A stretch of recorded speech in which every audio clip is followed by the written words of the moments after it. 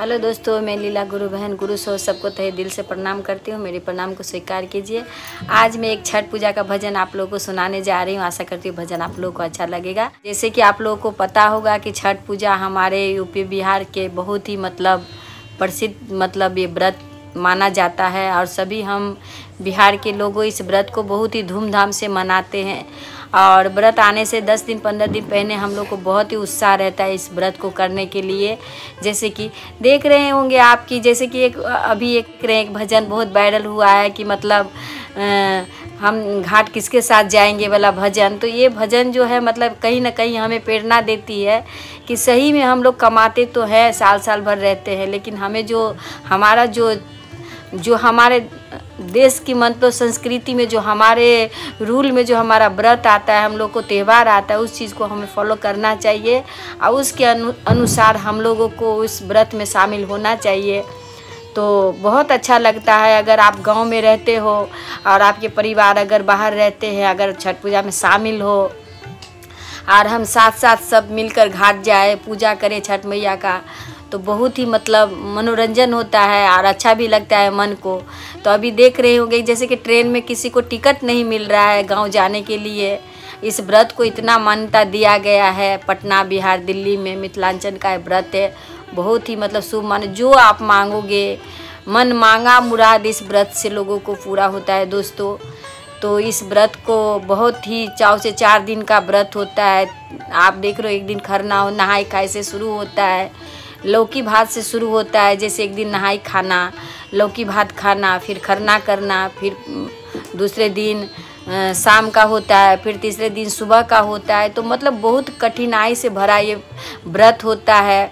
जैसे कि कार्तिक महीना में आप देख रहे होंगे इतना ठंडा रहता है। इस ठंडक में 3 दिन का व्रत फास्टिंग करके और इस जल में खड़ा रहना, मतलब शरीर तो ऐसे ही पानी नहीं रहता है शरीर में, और इस ठंडा में पानी में खड़ा रहना मतलब बहुत ही मतलब ये, फिर भी इस व्रत को हम लोग करते हैं। इस व्रत को करके हमें जो हम मांगते हैं वो हमें मिलता है। श्रद्धापूर्वक अगर इस व्रत को कोई करे तो आप जो भी मांगोगे वो ज़रूर से ज़रूर छठ महारानी से पूरा करते हैं।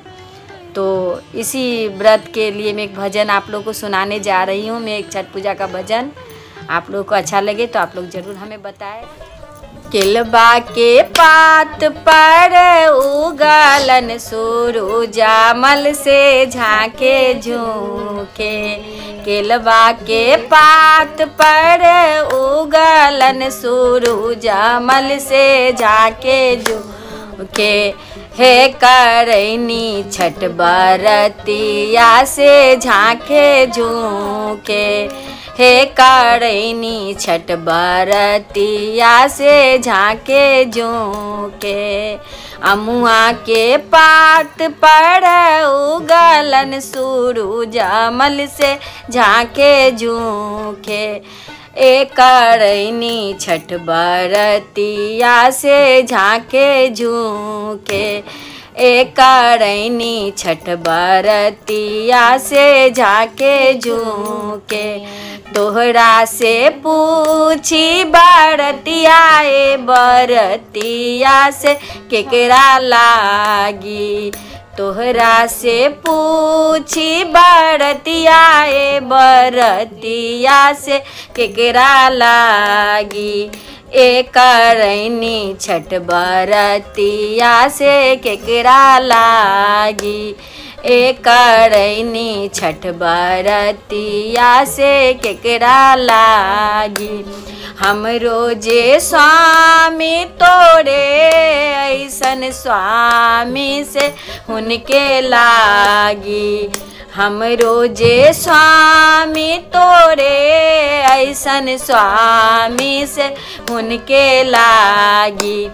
ए करैली छठ बरतिया से हुनके लागी।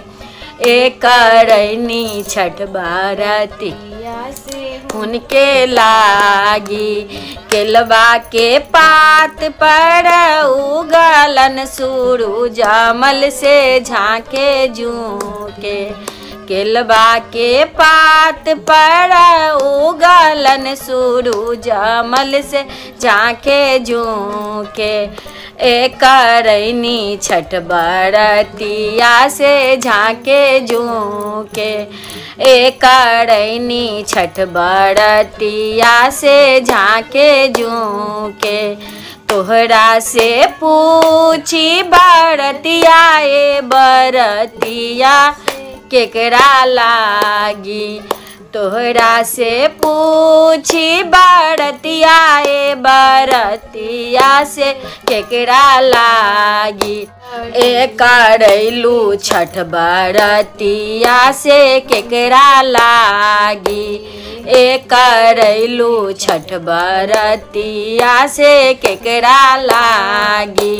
हमरो जे बेटी तोरे ऐसन बेटी से हुनके लागी, हमरो जे बेटी तोरे ऐसन बेटी से हुनके लागी। करैनी छठ बरतिया से हुनके लागी, करैनी छठ बरतिया से हुनके लागी। फुलबा के डाल पर उगलन सूरज देव से झाँके झूके, कुमनी के पात पर उगलन सूरज मल से झाँके झूके। करैली छठ बरतिया से झाँके झूके, करैली छठ बरतिया से झाँके झूके। तोहरा से पूछेली बरतिया बरतिया से केकरा लागी, तोहरा से पूछी बरतिया बरतिया से केकरा लागी।